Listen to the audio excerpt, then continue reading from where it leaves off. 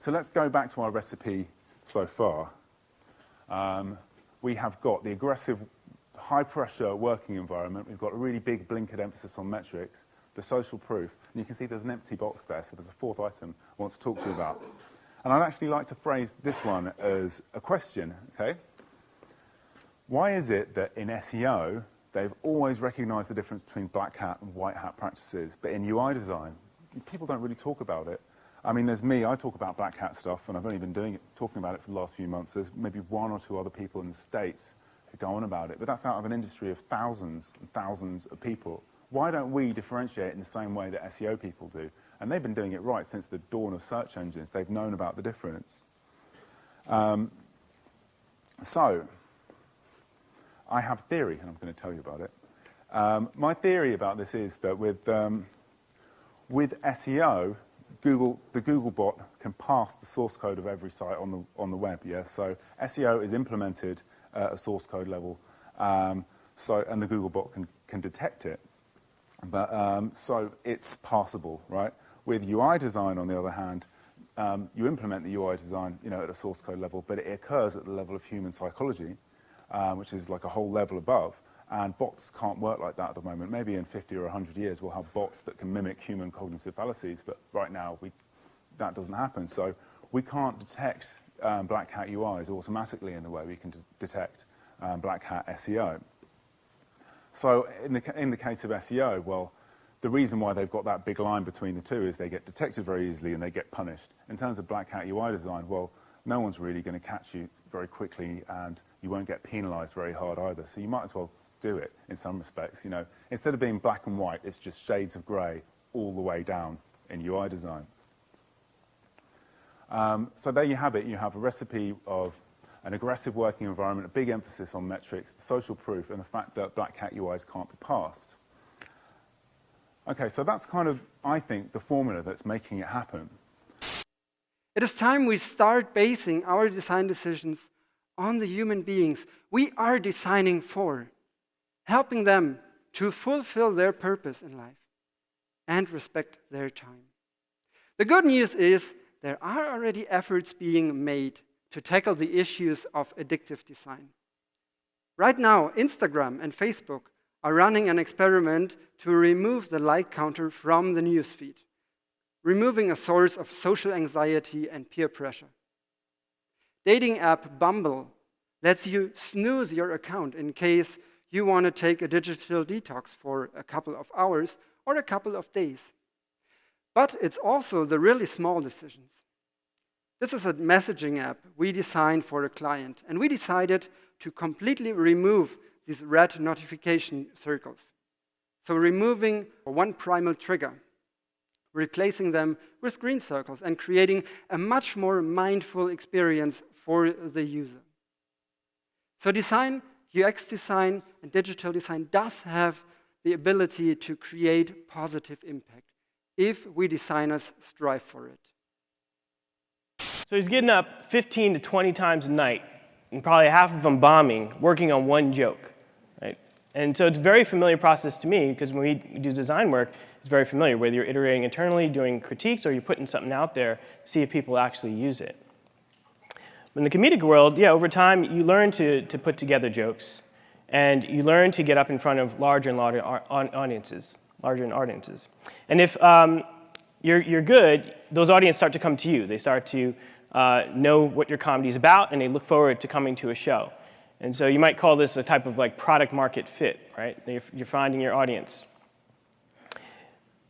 Sometimes you even get exposed to new audiences off the back of others. So Louis C.K. used to open up for Jerry Seinfeld and had to learn new skills.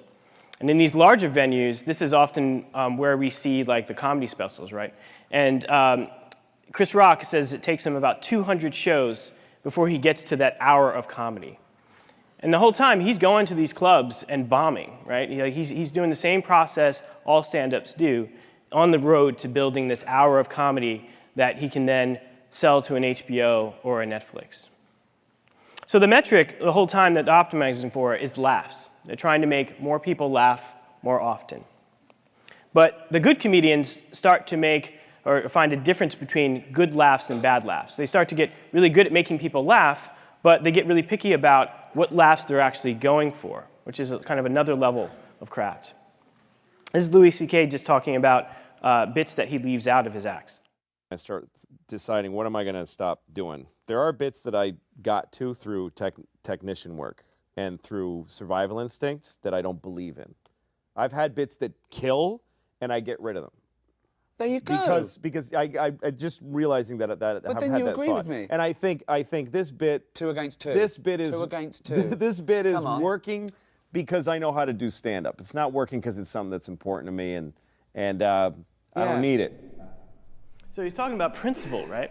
You know, getting to the point where you have these operating principles that help you determine what stays in, what stays out. And when you think about some of the most successful comedians, they're defined not only by the jokes they do tell, but perhaps to a greater extent, the jokes that they leave out, the ones that they don't. So this idea of differentiating via the principles that you set up, I think, is an important concept. So then again, the metric is laughs, but the real goal is this emotional connection, some sort of emotional resonance. And I think these principles also help you get closer to the specific emotional resonance you're looking for. Now, this is particularly relevant for some work we've been doing at Instagram recently.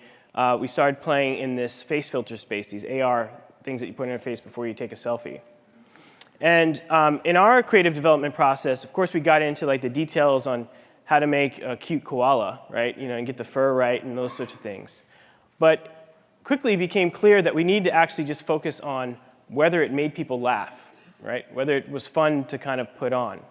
And so we went through a very similar process of trying things, figuring out whether the ears are flipping enough or in the right times, et cetera, and doing that same sort of iterative process across a number of different face filters to try to just get the feel right, to make it feel like something that you'd want to share with folks. And I think this is only going to be a more prevalent sort of creative challenge for designers. When you think about other kind of emerging technologies, whether it's AR, VR, or it's voice UI, or those sorts of things, these platforms are going to reach a certain level of maturity, and they'll have a certain amount of utility. But to be able to differentiate, you're going to have to come up with a point of view or a personality, right? And that's going to take a different sort of skill set. You're going to have to optimize for this kind of emotional connection. And so ultimately, I think when you're thinking about working with data and design, I think you still have to hold on to those creative muscles, right? You still have to make those strong. But you also need to develop some really strong working principles as an organization, which really help guide how you're going to measure those creative decisions, right? What data you're actually going to pay attention to ultimately make an emotional connection. So in the end, maybe to fix design, designers just need to become better comedians. I then went on to do something which I called measuring the cognitive UX. It was a MOOC, an online learning free tool. And they'd only come up with the idea really of creating an archive of materials. An archive of materials does not cause people to learn. I can walk through a library and learn absolutely nothing, can't I? It's not the point, is it? So the point is the engagement. And what do you do when the human being isn't there to engage those people? So they came up, it was a massive multi-country research project across the US and Australia and UK. And they came down to this idea that at the core of learning is something called Faccioni's 6-stage model of critical thinking. And apparently this is like a core mechanic of what causes us to learn. I'm not an expert in learning, but these people were. So I thought, well, if this is the core mechanic of what causes us to learn, why don't we have it as the core mechanic of the system that's trying to teach people? So we built it. We built Faccioni's 6-stage model of critical thinking as what I would call a cognitive architecture. And we drove the users through it at every stage, whenever they were supposed to be learning about any given material. And so we nudged them through a process of critical thought. And we wired them up to make sure that their response state was working effective. Because when you watch television, I don't know if you know this, you're in an alpha state. So you're open to suggestion, which is why advertising works. So if you want to really change somebody's cognition, somebody's neural activity, you want to teach them something, you need to get them into an alpha state. So we tried to build something that got people, and we tested it in the development cycle. Yes, this creates an alpha state, and then we start nudging them through critical thinking. So if we can do this to nudge people through critical thinking, and this is R&D, so it maybe even 5 years it'll be common on the market, what else can we persuade people to do? And the answer is anything. So I've been looking at, and part of my life's work actually, is to quantify levels of engagement. If I get my way, there will be an Emotion Recognition Act, and we will be able to quantify engagement, persuasion, nudge, coercion, and addiction in systems. And you'll have to consent to persuasive systems, and obviously coercive systems won't be allowed. So and addictive systems, gambling, they're addictive systems, a lot of machine-based gambling. So I started looking at what I thought of as a nudge interface. And this is now quite old, but we used EEG to demonstrate that if we created a placebo that looked like a packet of cigarettes, we got a deep, this is because I used to smoke Benson & Hedges, by the way. This was actually 30 years ago, but I'm still not over it. So anyway, we were talking about a stop smoking app, and the guy showed me what they were doing. I haven't got my phone, but and it was just like the landing page was like that box that you pull, that leaflet you pull out of a box of pills. It was just tons of information. I said to him, have you ever smoked? And he went, no. I went, right, get out of the way, man. You have no idea. If you're going to, come borrow a cigarette. I don't smoke cigarettes, but I'll try. So, if you're going to do a long speech, and you go, yes, I'll do this long speech now, and then I'll, when I say I'll take another puff. So you took another puff on another puff, and you remember that, because when it comes back to it, it's the most difficult thing to do in a master. If you start fiddling with anything, when they come into the close-up, you're doing the line and you're going, I'll tell you what I'd do. And she says, no, not there. No, you did it when I take another puff. You said, I'll take another puff. No, you did it immediately, you said puff. I'll take another puff. And the whole scene's gone out the window. And you probably have to shoot the master again. So never smoke or fiddle. And if you're going to do action and movement, plan it absolutely perfectly so that you do it exactly the same over and over again. You can change your performance, you can change, but you cannot change the action. Otherwise, the close-up, the medium shot, and the master shot do not match. We've identified 6 properties described as qualities of asshole designers, including automating the user away, being two-faced, being controlling, entrapping, nickeling and diming, and misrepresenting. For this presentation, we provide examples for 3 of these properties.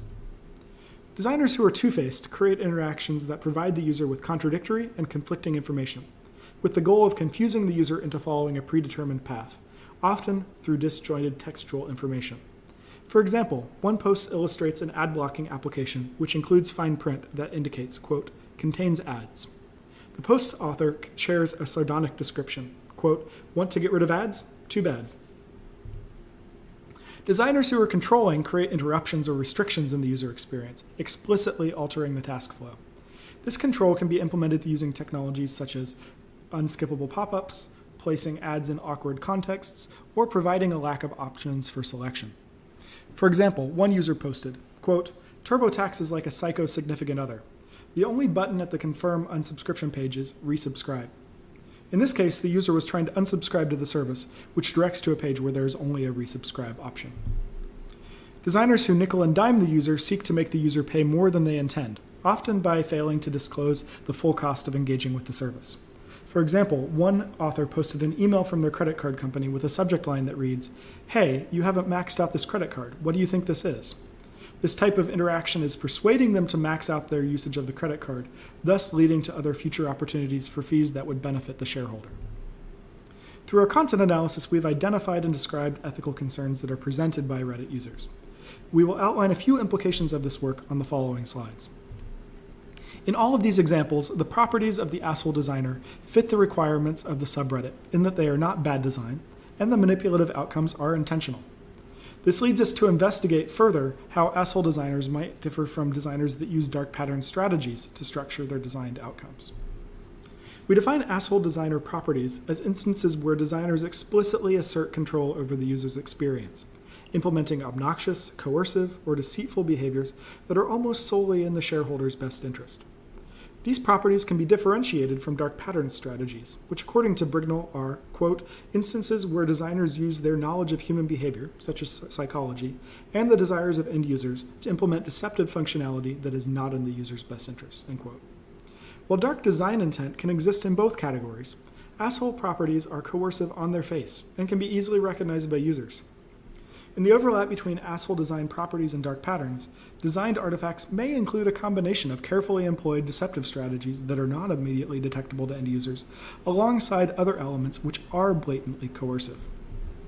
In the paper, we differentiate among value-centered design, bad design, and the mixtures of asshole design properties and dark pattern strategies that may shift the value-centeredness of any individual design artifact.